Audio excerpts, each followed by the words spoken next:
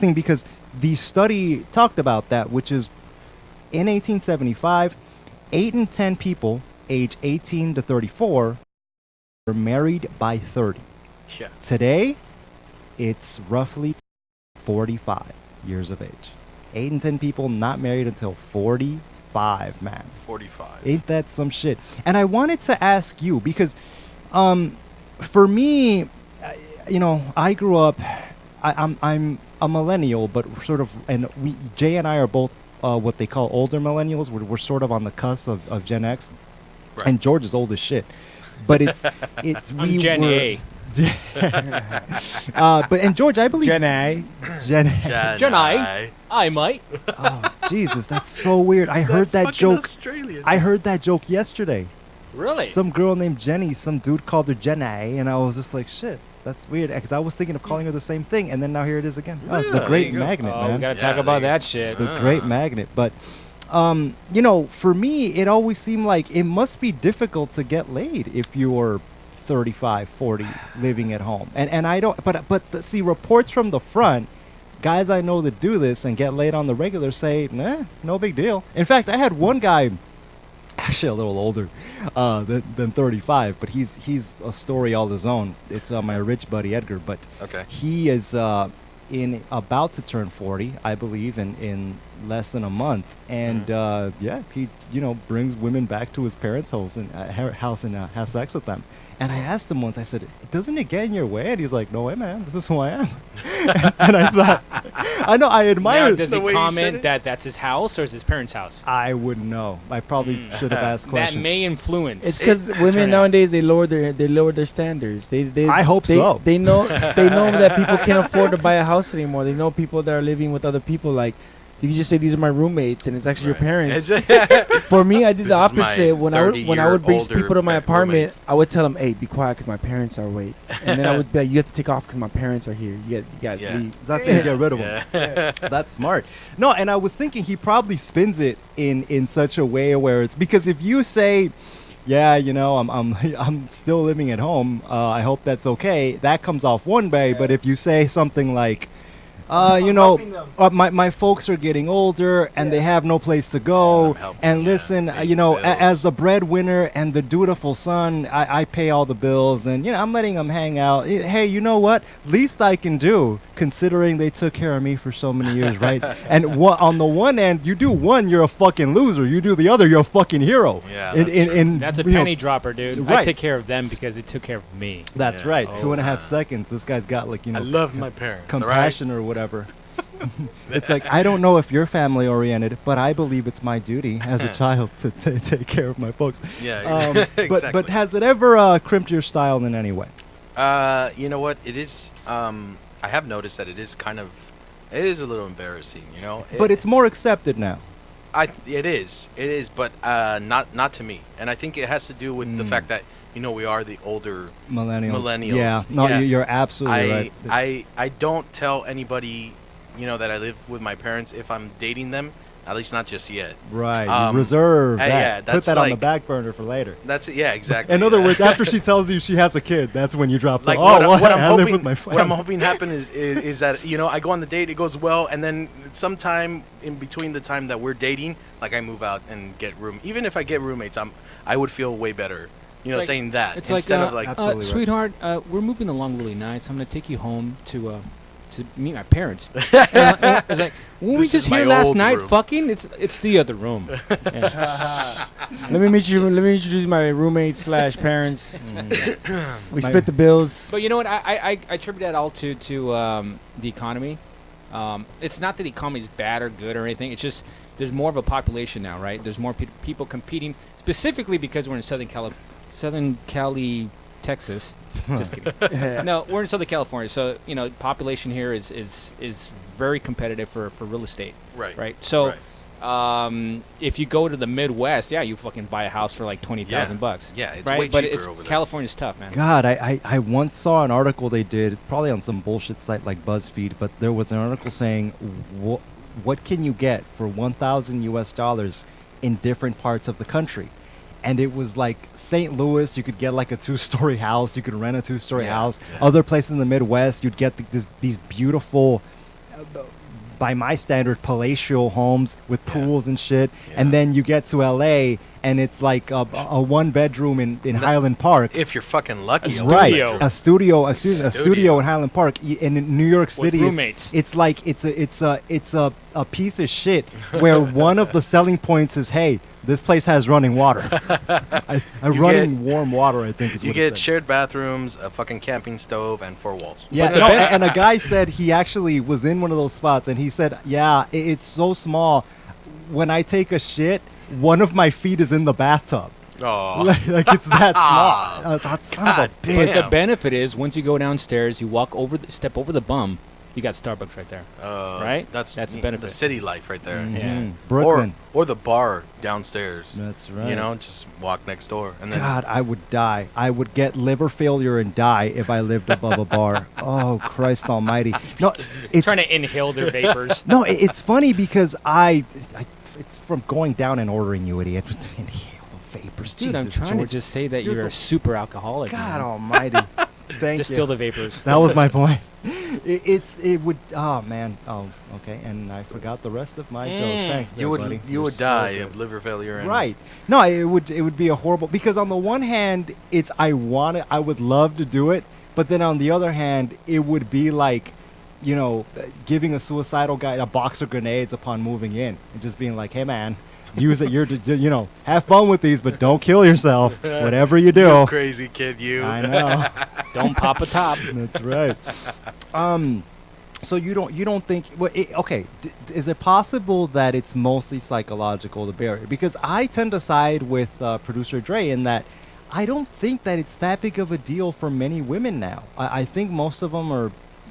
Look, you might call it understanding, or she may not have many other options, but there seems to be a greater acceptance of that fact with guys. I think it does have to do with a greater understanding, because if you think about it, the women are probably in the same boat. I'm not saying all of them, but yeah, absolutely. They're going through exactly what you're going through. Yeah, I live with. Oh, me too.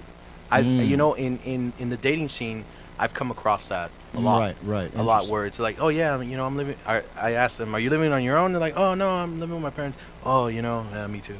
And it's but it's different for guys and girls. The girl could live at home her whole life, and she's still gonna get it. Dre gets a point. Well, and mostly because guys really don't give a shit. Exactly. I mean, if you're gonna listen, if you go to get on Tinder and you have a date with Giselle Bundchen, do you give two shits if she's still living at home? I saw a video of a it wasn't this, I don't think it was this country, but of a dude boning a prostitute between two cars that were parked in the street. Oh. That was a Tinder date, buddy. That was my last Tinder date. What are you talking about? No, and there's a lot of that too going on. I feel like the standards for not that there should be standards. I'm all for free love and all that, but I feel like it's really we're living through another sexual revolution in a way. Yeah. I mean, people are boning in cars. People are getting it on wherever they can. Next to their parents' bedrooms. Women are shameless, which I 100% approve of. But it's it's fascinating to think, because not too long ago, there was an AIDS scare in this country. Anybody who remembers 1996 will tell you, George, I bet you could tell, where it was. The whole thing was, hey man, whatever you do, don't have unsafe sex. The biggest fucking thing that happened that really hit the fan was when Magic Johnson got HIV. He clarified, on television that he had AIDS. And I'm like, motherfucker, then it's okay, because the fucking star got it now. It's okay. But, he looks great now. Yeah. But then again, he probably takes a cocktail of pills daily, which he can afford. Right, yeah, exactly. No, and it's funny because I suspect the cocktails themselves cost less now than they did back in those days. But what saved him, and the reason why he's always smiling when you see him and has a pulse, is that he had the funds to survive the days when those things were super expensive. Right. And now where the anti-AIDS medication is more accessible, he can absolutely wing it because he's super intelligent and has business ventures and all that kind of thing. What's funny thing about my life, man, I slept around so much when I was younger. I'm actually afraid to take an AIDS test because I'm afraid of the results. That was the one thing that stopped me from shared saliva. You bet. Now you have it too. You guys share the same chick. Now we're brothers. Each other. We did that one thing that one time. Fuck. That's probably the one thing. I liked it. I hope you did too. No, I did, but now I don't anymore. Oh, we got somebody calling on the line. Should we bring him in? Sure. Who is it? Somebody. Hello, JAG Radio. Welcome to the show. Hey, how you guys doing? Hey, Who is this? Who is this? Where are you calling from? Oh, I'm calling from the man. The man? Oh, for Christ's sake! You didn't recognize the voice, dude? This is the man himself, Mr. Trini Lomeli. Mr. Lomeli, how's it going, brother? It's going well, brother. How you guys doing? Well, we're doing a little radio show here, buddy. Yeah. You happen to chime in at just the right time. Do you have any thoughts on... Go ahead. Go on. No, we're talking about dating as a millennial, man, and what's... You know what? I'm glad Trini's, because Trini is himself a property owner. Those diehard fans of the show will remember Trini Lomeli, one of our best buds and a fine contributor to the show. And sexy as fuck. Oh, yeah. Oh, you bet. And now without beard. Oh, that's right. The beard's gone, man. You shaved the beard, Trini? He trimmed it. What? I shaved it, man. Cut it all off, really. Sexy points gone down, bro. Yeah, I know. I went flaccid too when I saw it. I wasn't into it either. What are your thoughts, Trini, as a property owner who may or may not be living at your own property at the moment? What are your thoughts about young guys, millennials like yourself? Trini is actually, I think, statistically or in terms of date of birth, right on the border between Gen X and millennials. How old are you, Trini? I'm 33. Oh, yeah, exactly. Okay. Me too. Right, We're right on the border. We're like old millennials. Yeah. No, Jay and I are too, but you guys are definitely. Yeah. What are your thoughts about does living at home, because it seems to be very common now for millennials, I'm Gen A, dude. as far as you're still living at home and trying to date, and we're trying to iron out what are the pluses and minuses here, and how do guys perceive it? How do the ladies perceive it? What's your take on it? That's a tough one, man. I mean, I honestly, I don't know. For me, that just sounds really uncomfortable. I mean, I would want to bring home a chick when I want to and walk around my house and, and have her stay there. Schlong hanging out and everything, right, buddy? Exactly. Yep. Letting the beard and the penis flap in the wind. Hey, Trini, I could do that with my wife. She don't mind. Right? So I mean, me myself, I've been out of the house since I was 18. Yeah, 19 for me, and then I got my ass kicked by life. Back. Fuck you. Yeah, so that's a tough one, man. I don't know how these kids do it nowadays when they're living in their mom, till they're 40, and I have nothing against that. They're saving money, hopefully, but if it were me, I would rent a hotel room. Yeah, that's probably the more intelligent way to do it. Yeah. It's funny. He said 40, and 40 to me is where it's like, Jesus fucking Christ. I might kill myself if that was my life. Yeah. I mean, but there's some people, there's some people that do it, and and that's their own business. But hopefully, it's because they're saving up enough cash to buy something outright. Yeah. Or they have some bigger plans. But for myself, no, I needed to get out. Yeah. No. Listen, I'm right there with you, man. I was chomping at the fucking bit. But George, you are 45, and you're living. Shit, I'm 46, dude. Oh Christ. I'm Gen A, sub A. Yeah. But you're currently staying with family, correct? Not your own parents, but yeah. My in-laws, man, they actually helped me out. They found me. I live in one of the apartments that they have. Mm-hmm. Okay. So for super fucking cheap, man. Oh. So that actually helps me fucking start a business. It helps me. Well, it's like the fucking rent's super low, like maybe $400, $500 a month. That makes a lot of sense now. While you're sitting on that 20 G's and you haven't moved the fuck out. Yeah, I don't need it. God almighty. No, but it's always helped me to be, at least go over, my own plans to kind of like, fucking leave the corporate life, Yeah. Because when I was in corporate, I had all kinds of shit and had all kinds of bills, and I went BK because I wanted to venture into business. I went BK with like 150 G's. God damn it. And then nice. and then wait, was that mostly hangbags for the old lady or?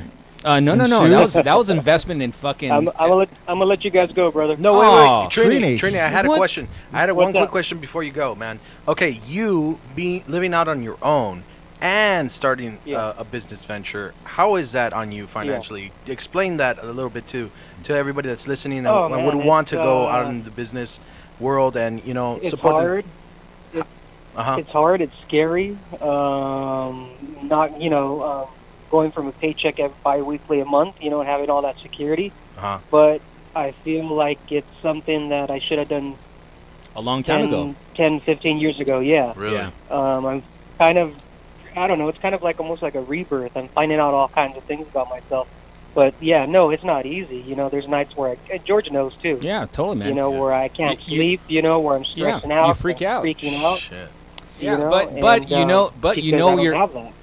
you're going in the right direction, right? So it's like, once the way I perceive it is, once you learn once you take off the training wheels on the fucking bike and you crash, at least you can get on the bike and keep on going. Right. Exactly. So you're learning skills that you won't unlearn. And not only that, but you, as opposed to being afraid of getting on the bike in the first place, which stops a lot of people. Well, yeah. Yeah, no, and the funny thing is that I wish I would have done it years ago. But one thing to leave with you guys is doing it now. I talked to George too a while ago, and I was telling him that I don't mind if worst case scenario, if I had to go BK and go bankrupt and lose it all, at least I could sleep at night knowing that I did it. 1,000% and that's what makes this country great. You can do whatever the fuck you want, and then you can go BK and walk the fuck away, leave the smoldering ashes there for somebody else to clean up. Our president did it. Yeah. You bet he did. He's hold your dick up high. That's right. All right, Mr. Lomeli, everybody in the Southern California area, check out goodgeeks.com, I believe it is. Good Geeks for all of your internet repairs. Trini, thanks for calling in. Thank you, buddy. Awesome, no problem. Thank you, Jag, guys. I'll catch you guys later. All right, I love you. I love you. Oh man, that was fascinating. But yeah, if you don't follow your dreams, man, I mean they don't go away. Like you can try to dig them under debt and shit, and say, I have to now pay for this house. I better keep with this job. Right, I better keep with this job. I better put up with this fucked up boss, this fucked up work situation, because I can't leave quite, right?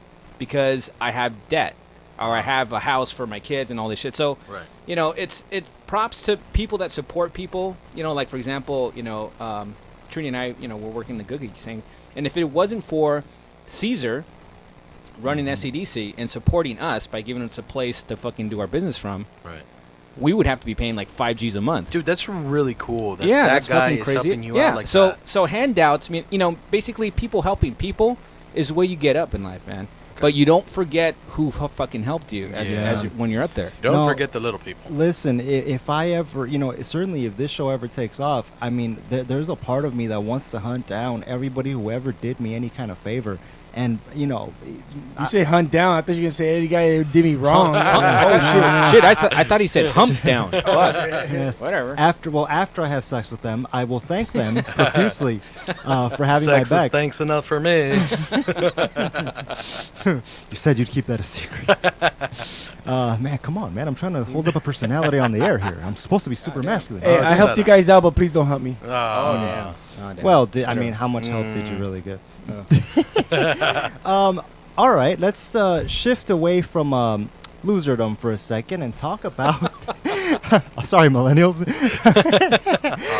And talk about greatness. I was having a conversation with Giorgio off air the other day about greatness, and he asked me something which I found very fascinating. He asked, are people born great? And if not, what's the role of coaching and so forth, training and all that sort of thing? George, do you have thoughts on that you'd like to share? Well, we were discussing about talent, natural talent, right? Okay. And just fucking grit, right? Just fucking like or the one target I was using was basketball, right? Which was Jordan, right? I heard, from what I understand, Jordan was not like, he was a second string, right? He was a second pick. I know he got cut from his high school basketball team. He sucked. That did happen. But one thing that I did recognize from him, and I remember him saying, was that he would tirelessly practice all the time. Right. And so, maybe, God gave him the talent, but he for fucking sure fucking developed it himself. Right. Right. So, obviously the guys that are first round picks, they're the stars which you would attribute the natural talent to, right? Right. And then, the hard work or whatever it is. But he's second string, so he had to work twice as hard as these motherfuckers, right? And to get to that status. Right. So we're talking about him, and we're talking about just, what is talent? Is it something that just happens? And then grit. I think grit or fucking practice is what really makes it all, because you can be talented, you can draw whatever on the wall or whatever the hell it is, but if you don't practice your art all the fucking time and develop it yourself, do the actual activity that represents whatever that the desire goes, you can't get anywhere. Yeah, you just exactly. Can't get anywhere. Because the thing is, natural talent will get you only so far. Yeah. The rest is up to you. The rest is a bunch of hard work to develop and surpass that natural talent. You have natural talent, but you only get to this point, and then the rest is up to you. You have to work harder to get even better. And then if you think about that, then how many innate talents do we all have that we don't ever even recognize that we could have developed? Right. No, and to piggyback on what Jay was saying, it's interesting because I feel like modern society has lost the importance of practice and discipline and training. Yeah, I don't hear about that stuff so much anymore. It's certainly not in the face of everybody gets a trophy. Everybody gets a participation trophy. God. Then it's like, well, why the fuck? I mean, look, when you're 8 years old or 7 years old or whatever, you're playing soccer at your school league or Pop Warner football or what have you, you need, first off, the importance of parents and having good parents push you to do stuff. Because it is a very rare 7, 8, 9-year-old that is able to get up at 5 a.m. before school to run laps around the track, go into the locker room, shower up, get dressed, and go to class. Wasn't it Tiger Woods that was taking up golf at 4 or 5 because of his dad? That's fucking right. And that's the importance of it. And it's funny when you talk about the untapped talent. Gosh, when you look around so many communities. Ghettos, poor communities, how many Dr. Dre's are out there? Snoop Dogg's. What? Just dovetailing off of that. Yeah, that's exactly right. There's, I think talent is natural in everyone, but specifically in fucking low-income areas, you have a lot of psychological trauma going on, right? Your parents, because they're in a fucking hole somehow. I mean, it's rare. I mean, there's some parents that fucking really have a good work ethic and stuff like that, and they push you in the direction that you're naturally inclined to go. But how many fucking sports athletes out there that want to fucking do ball, and they're like, no, you got to be a fucking doctor. You got to go in this direction, but it's not the direction I want. Right. Yeah. So you're going to just be a lame fucking physician, which is okay, but you're not going to be the star. No, and I would argue that's not okay. I would argue that when inherent ability makes you good at certain things. For example, my dad. My dad is a fair to midland carpenter. He's a carpenter by trade, and he's fairly good at it. And over 20, 30 years of practice, he's gotten fairly good. But he's not incredible. It's not stupendous. And I know the reason why is because he had always wanted, growing up, to be a painter or a musician. Oh wow! He's an artist at heart. He's an artist. Has he ever painted something for your family, for your wall, or anything? Like that? I remember seeing a piece that he drew, like of Jesus Christ, up on the living room when I was a kid. And I also remember, I have vague memories of being a child and just being about as high as the dinner table and seeing him sketching on the table, next to a glass of wine. Yeah. Like father, like son. But it's he definitely had it in him. But my point is he came from a family, my grandfather, who was a tough son of a bitch. None of that shit around my house. You are gonna get a real job. You're gonna do a trade. Here, I gotta spin on that. And it fucked them up, man. Here's a spin on this. Like for example, your pop, right? At what point? Right, we're talking about millennials and their houses and all these fucking living in home and shit and whatever. Right. At what point do you give up that dream? Oh man. What point? Because that's what happens, man. That's what happens. Absolutely. I think a lot of that has to do with obviously your circumstances. Like, say you have a family, you start to have kids. My father was an awesome goalkeeper. He was moving up in the ranks over there in Peru, and then we had my brother and myself, and he moved to the States, and that wasn't a reality anymore. He had to work hard for his family to be able to support us.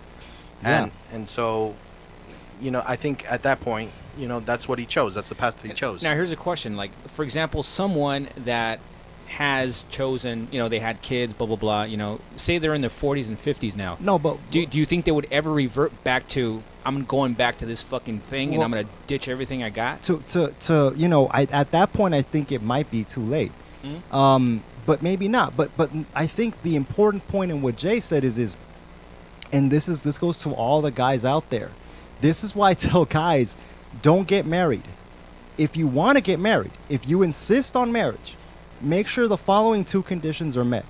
Either you're age 30, I might even say 35 and above, or you have achieved your personal and professional dream, because women will squash it. Why? Because nobody wants to be with the broke artist living on the beanbag chair. Very few women are willing to put up with that. If you got yourself a girl like that, good for you. Stick with it. But the vast majority of women, if you're the long-haired guitar player and say, hey, baby, I know, I'm 25 and I have nothing, but hey, one day, for the vast majority of ladies, one day isn't good enough. Either your ass gets up and gets a fucking job, or I'm walking the other direction. So in other words, pussy wins. No, if you're a pussy, yeah. If you want to give up your dream and do what the woman tells you to do, sure, go right the fuck ahead and ruin your life. But I would argue, A, woman worth keeping wouldn't do that to you, and B, no woman is worth your life and your dream and your goals, because they don't have the vision you have. And you yourself, as a young man, for all the young guys listening, you can't see the future. I get that you're 20, 21, 22, and the pussy's great, man, and this girl's awesome, but you don't know where you will be in 30 years, and you don't know who she'll be. Maybe she'll get divorced. Maybe she'll take half your shit. And you might say, well, hey, man, I don't have anything. Remember, you said I'm a broke musician. Well, by the time the divorce happens, what if you have something? And she walks away with all of that. When someone says to me, hey, man, I don't have to worry because I don't have anything, what you're saying is I'll never be anything. And that, my friend, is an insult to you.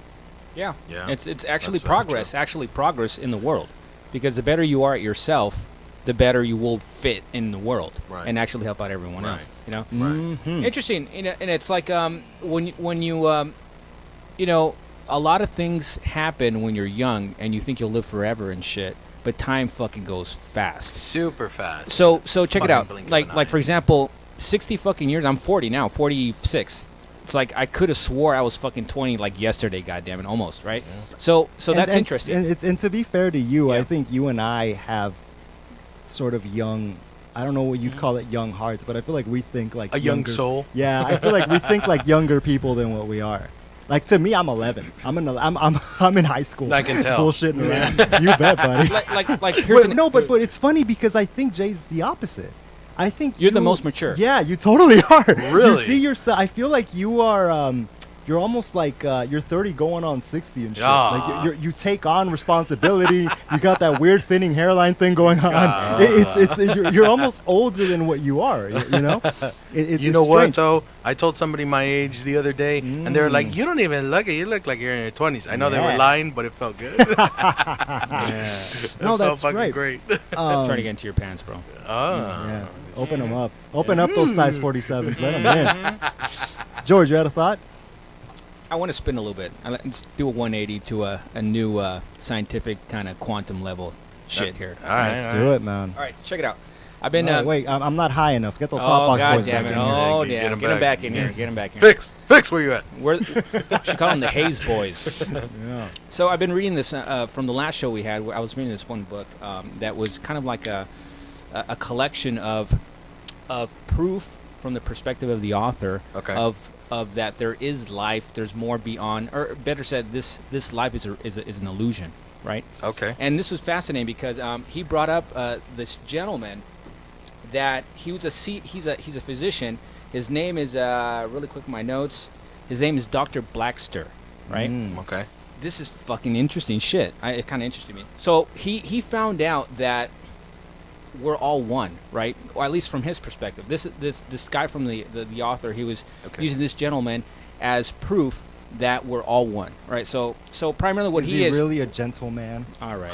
He could be violent. I don't know his address. He's kind of rough around the edges. He's actually a son of a bitch. He's a son of a bitch. He's a fucking asshole. So Dr. Blackster, he worked for the CIA. He was an interrogation specialist. Okay. Right? So he would work the fucking lie detectors and shit. Oh, these guys are always interesting. Yeah. Their stories are always really good. So, one day he spent, 20 odd years as that position.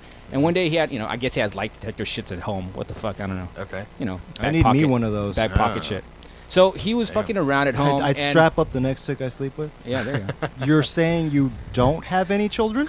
So when you had an orgasm, was it really true? No, please. I don't give a shit about that. Yeah. I'm worried about my damn money and how this is going to affect So that. Dr. Blackster, what he did was he at home he had a lot of plants and stuff. And one day he was in the kitchen and he was watering the plants in the kitchen.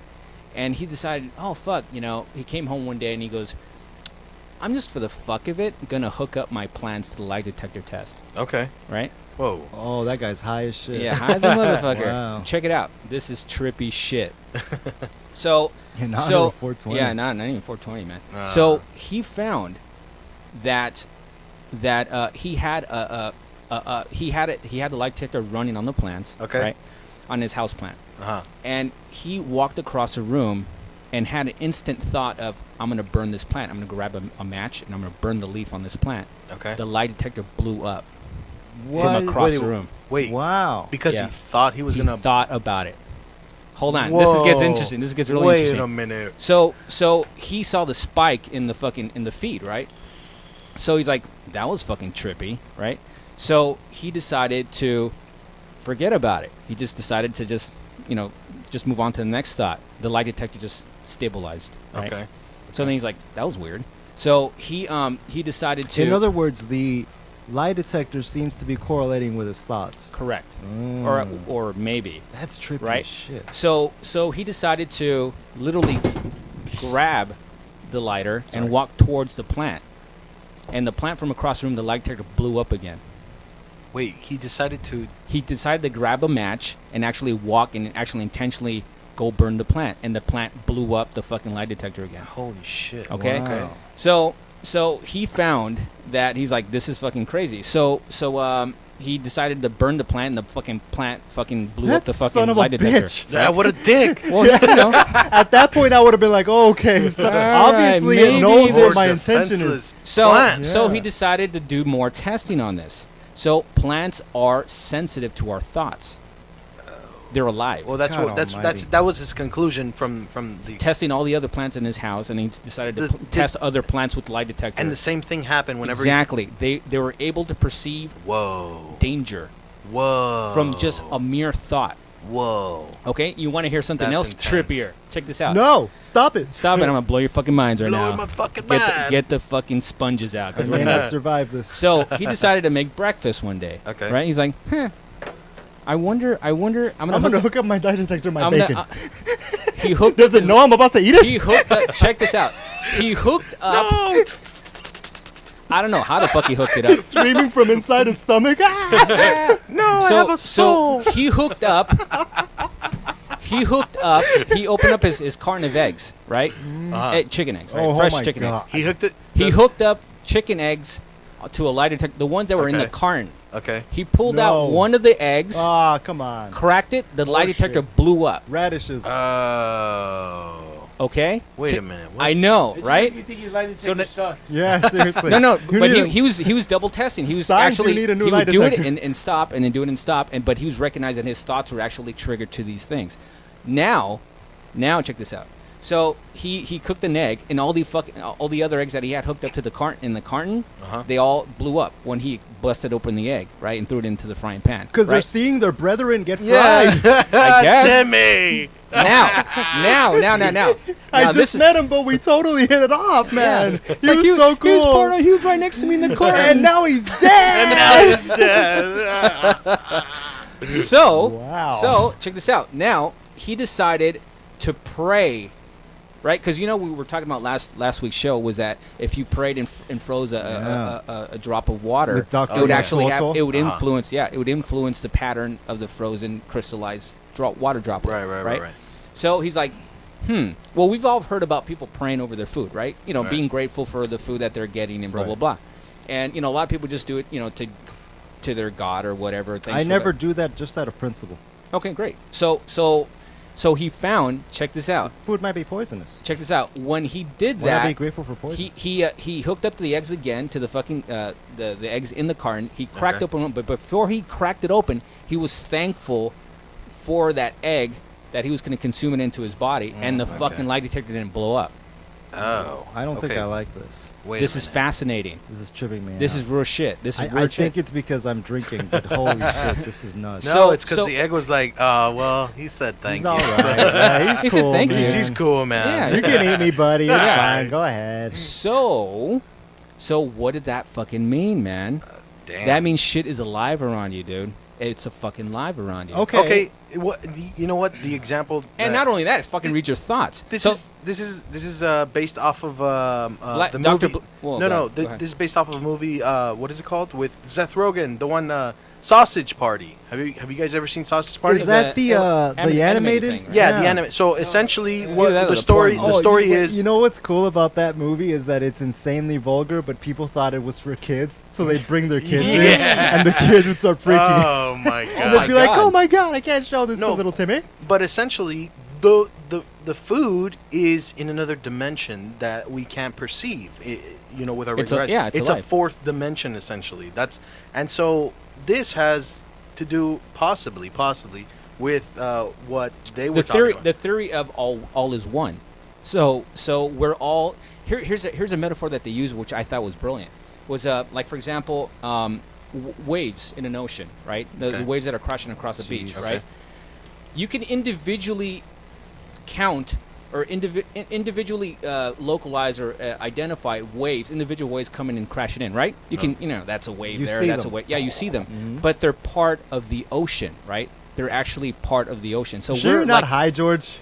This cigar's great. But that is fascinating shit, dude. There's a lot of proof out there. Waves are all part of the ocean, yeah, man. It's like they're individual waves, man. So what they're But at the same time, it's like they're all part of the same ocean. Yeah, it's the same thing as if, like, okay. So in other words, I could be in a group of people, and then I fart. Oh, it's Jason farting, but we're all together in one. I only know that because I know your farts already.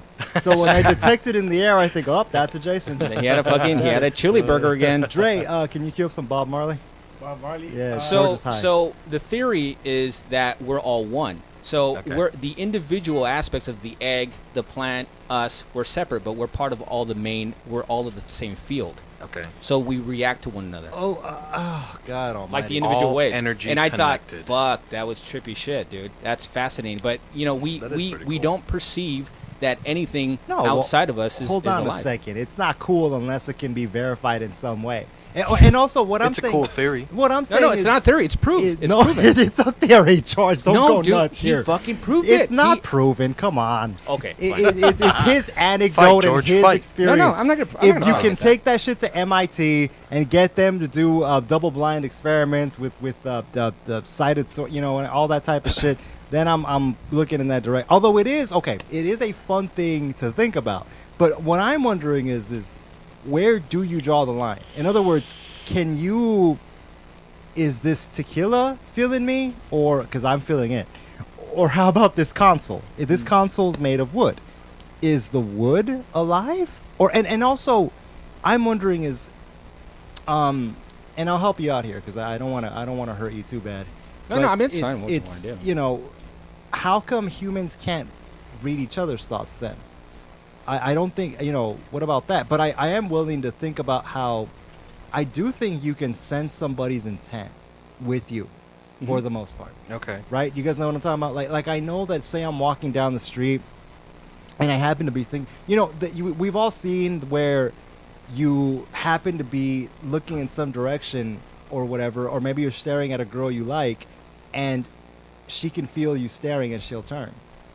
You know what I mean? You guys know what I'm talking about? How you can feel people staring at you? The sense, yeah. Why can't you think other? I mean, why can't you perceive other people's intentions? Why can't you? I'm saying you can. Yeah. Listen, of course. come on. He's agreeing with you. In that respect, it's interesting because let's say I'll be walking down the street and then I'll see.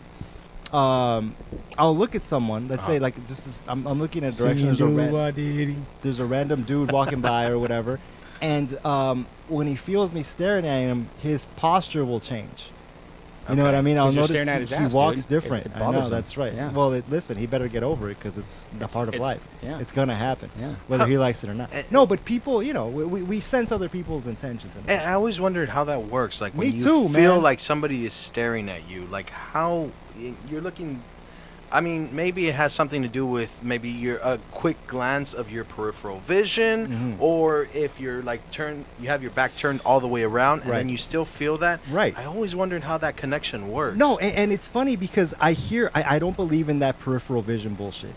I'll tell you why. Because people can still sense it. Like, listen, try driving up, stopping next to someone at a red light and looking into their car.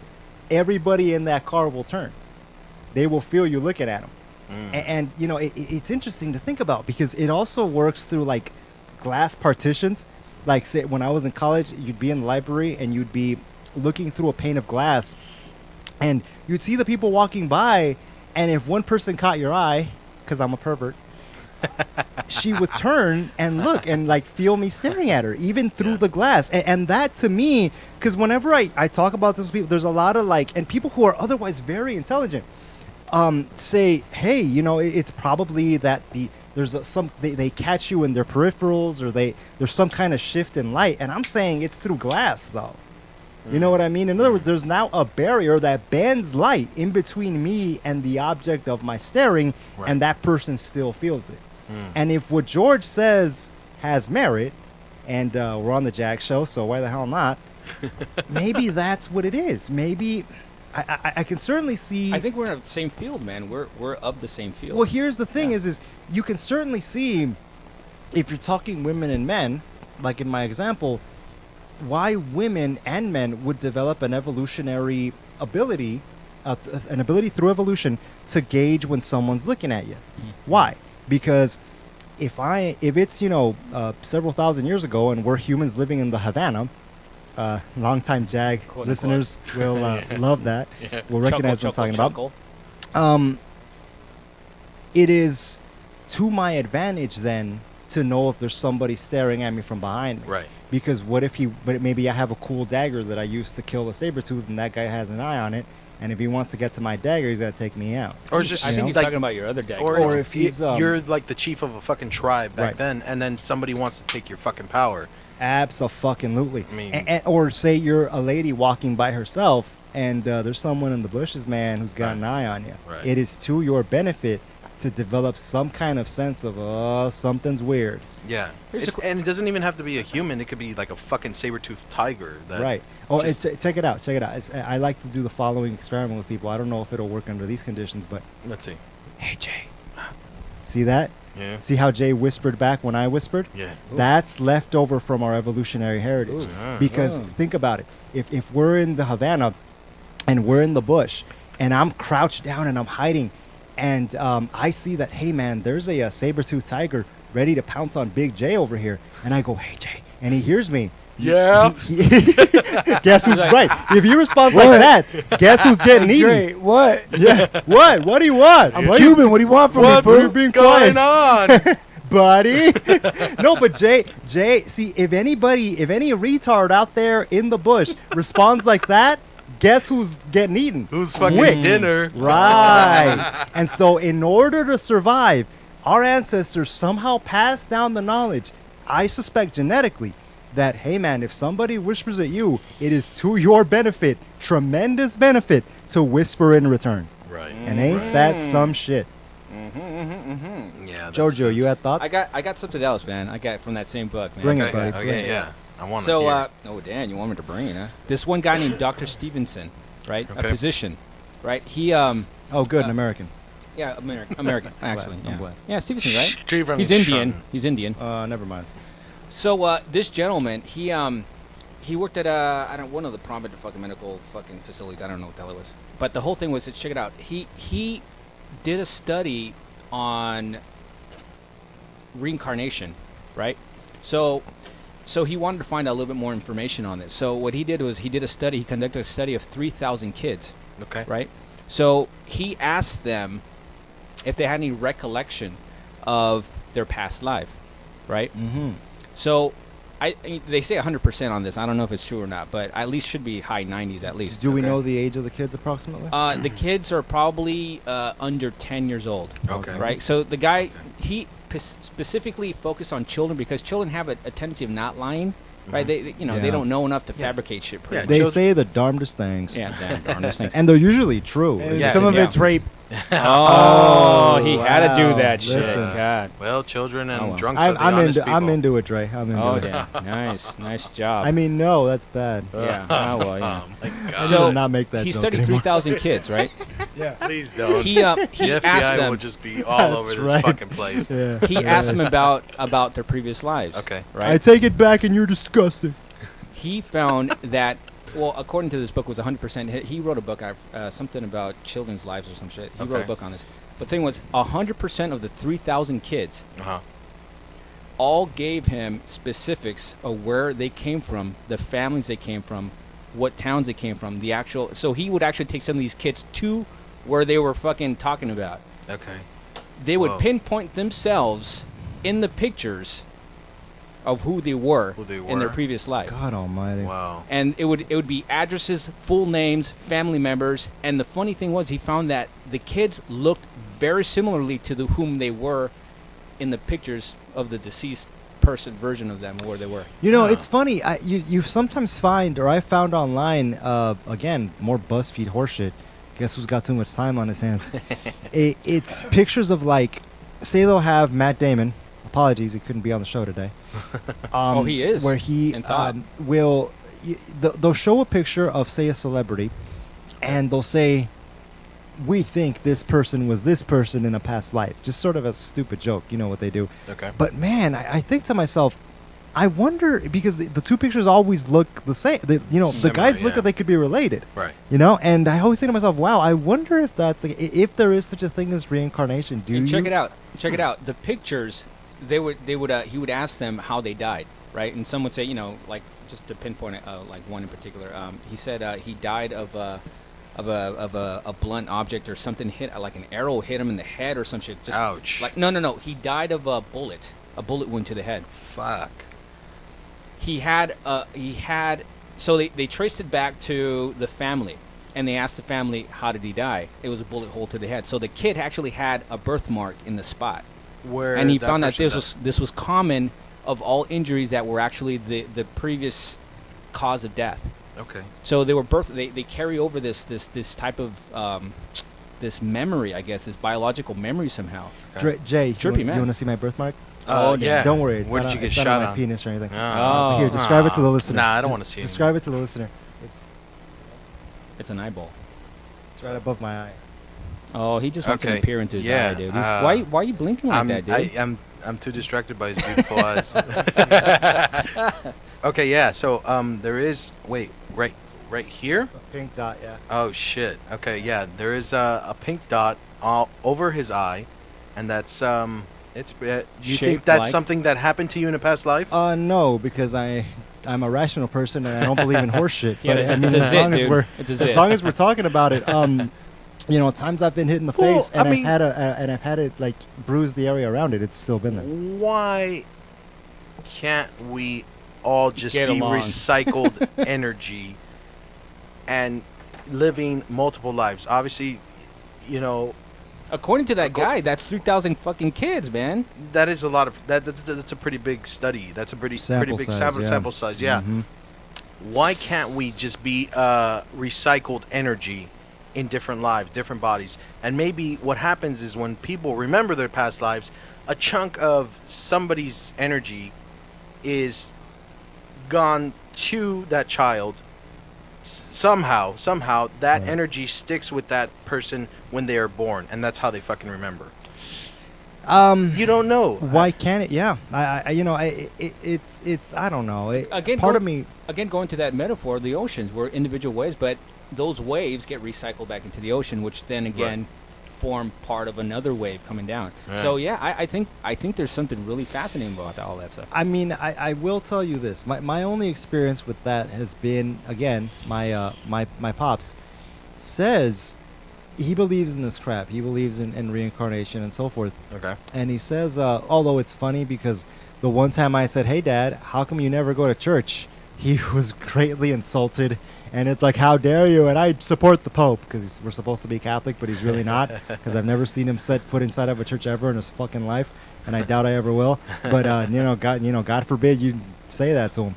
But he believes in this stuff, and he was telling me once, as when I was a kid, he said, "Hey, man," he said. Hey man, that's what he says. When you're hey, man. Hey dude, you're like 4 years old. Just picture Alex with white hair. Hey man, was your dad a hippie? Well, he actually was into that stuff. Yeah. Oh, really? He said it's funny. I asked him about it because you see pictures of him as a kid. He was in a band. Oh, and nice. And I said, "Were you a hippie?" He's like, "Well, I like those guys, but I had a job and everything. Because part of being a hippie is you're not into work. You're not into the whole thing because of the man and all. Because of the man. As Mr. Lomeli said. Thanks for calling in again, Bell. But he talked about how he keeps having a recurring dream of being in a war where men are fighting with spears, and he said that every single time he has a dream, it always ends the same way, which is he's fighting in the war and somebody runs a spear through him, through his chest. Wow. And he says he remembers looking down and seeing the spear coming out of him and just thinking, okay, well, I guess this is it. And everything, the dream always ends after that. Always ends like that. Yeah. Huh. And George, I think I remember you yourself talking about, because if we're getting into this sort of thing, we've gotten in the past about how all of time exists in one instant or at the same time or some shit like that. Yeah. And how you're sort of living not past lives but simultaneous lives in a sense, right? Yeah. So, and you yourself have had dreams, I think, where you've died. Oh, many times, yeah. It's like something about a liquor store. That was me.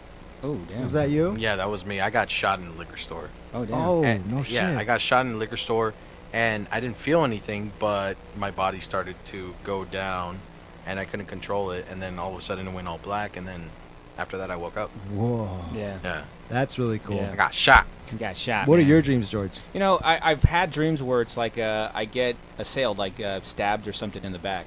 Right? In the back? In the back, yeah. Always in the back? Yeah. It's various things. Or I'm in war. And I get shot in war, but, I take out all kinds of people. Just weird shit like that. But yeah, it's war and it's war and some sort of violence, but it's a common thing. Like, I'm like, okay, it's happening again. Fuck. And then I pop out and I see the scene from a distance.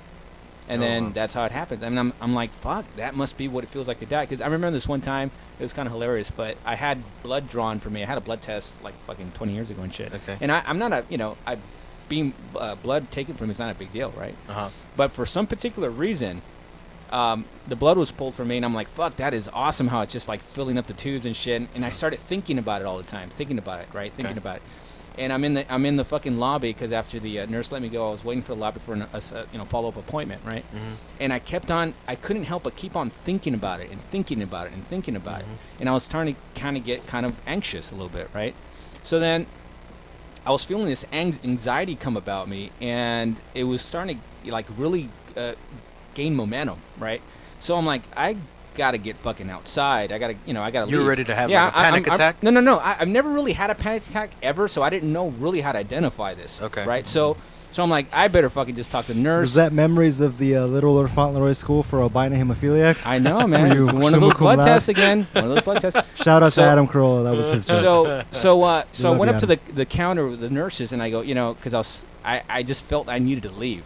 Okay. So I went up to the counter. I'm like, when can I have an appointment? So the nurse came, raised her head from the clipboard she was writing on. She looked at me. She looked back down, and then she looked up again quick, like a double take, and like surprised the second time around. Really? And she goes, "Girls, he's going down." Right? And at that particular moment, I was like, fucking tunnel vision everything was going black on me. And I've never passed out or anything. So they ran out of their offices and grabbed me by the shoulders. And they I was like seconds before like my legs gave out on me. Holy crap. Right? So they dragged me into a room, and then I don't know if they had their way with me, I suppose. But I wound up in a gurney, I don't know how long later, maybe a few hours later. Really? Right? And so basically, that should never had happened to me ever. But I assimilate that's how death may be.